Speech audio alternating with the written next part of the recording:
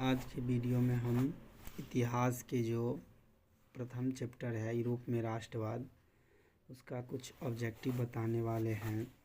जैसे पहला क्वेश्चन है, जर्मन राइन राज्य का निर्माण किसने किया था? तो नेपोलियन बोनापार्ट ने जर्मन राइन राज्य का निर्माण किया था। दूसरा है, इटली के एकीकरण में निम्न में से किसने योगदान दिया था? तो देखिए, इटली के एकीकरण में विक्टर इमैनुएल, गैरीबाल्डी और मेजनी और काउंट काबूल, ये सभी अपना योगदान दिया था। उसके बाद इटली का एकीकरण हुआ था।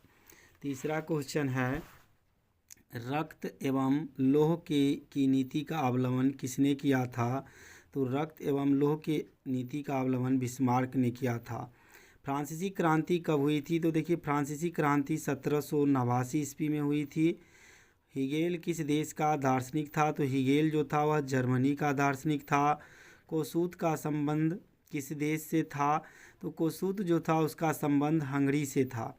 लाल कुर्ती नामक संगठन का गठन किसने किया? तो लाल कुर्ती नामक संगठन का गठन अब्दुल गफ्फर खान ने किया।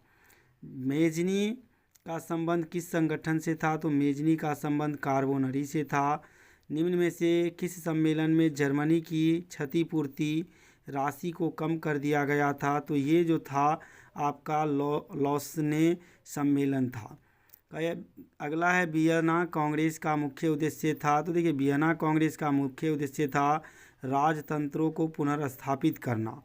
वियना सम्मेलन कब हुआ था? तो वियना सम्मेलन 1815 ईस्वी में हुआ था।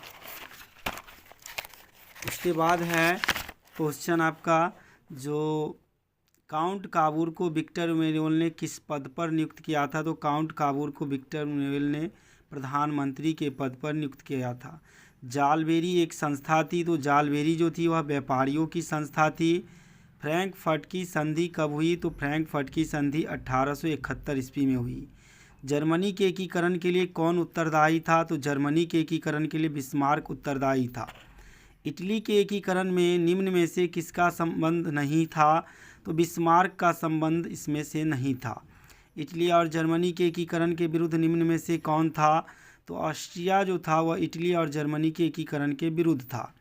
जर्मनी के एकीकरण का प्रमुख वास्तुकार कौन था? तो बिस्मार्क जो था इसका प्रमुख वास्तुकार था।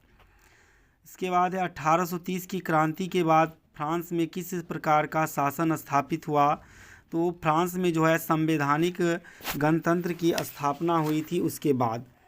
फिर है, मार्टिन लूथर कौन थे? तो मार्टिन लूथर जो थे एक समाज सुधारक था। गैरीबाल्डी पेशे से क्या था? तो गैरीबाल्डी पेशे से नाविक था। यंग यूरोप या इटली की स्थापना किसने की? तो यंग यूरोप या इटली की स्थापना जो है मेजनी ने किया। यूरोप का मरीज किसे कहा जाता था? तो तुर्की को यूरोप का मरीज कहा जाता था। किस युद्ध के बाद जर्मनी का एकीकरण पूरा हुआ था? तो सेडॉन का युद्ध जो था उसके बाद जर्मनी का एकीकरण हुआ था।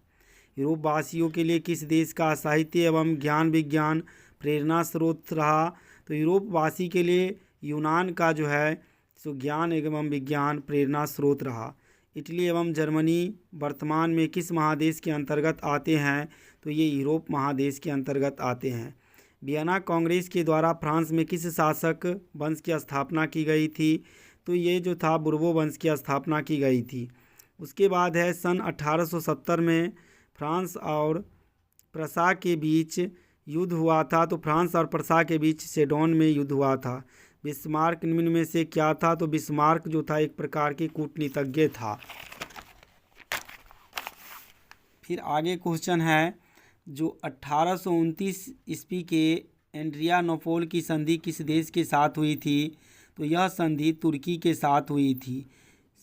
उसके बाद है, 1789 की फ्रांसीसी क्रांति के समय वहाँ किस राजवंश का शासन था? तो वहाँ पर जो है बुर्बो वंश का शासन था। चार्टिस्ट आंदोलन कहाँ संपन्न हुए? तो चार्टिस्ट आंदोलन इंग्लैंड में संपन्न हुए।